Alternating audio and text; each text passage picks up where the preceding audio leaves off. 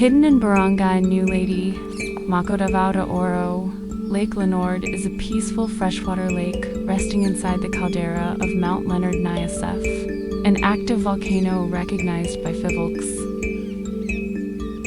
Lake Leonard sits roughly 1,190 meters above sea level and fills a massive 2.03 kilometer wide caldera formed by past explosive volcanic eruptions.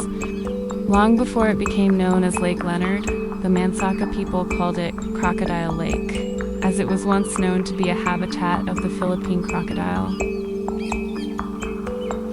In 1956, the lake was officially named after Leonard Niasef, a mining prospector who discovered the area while exploring for minerals in the 1930s. Today, the lake is surrounded by forests, thermal features, and calm mountain scenery.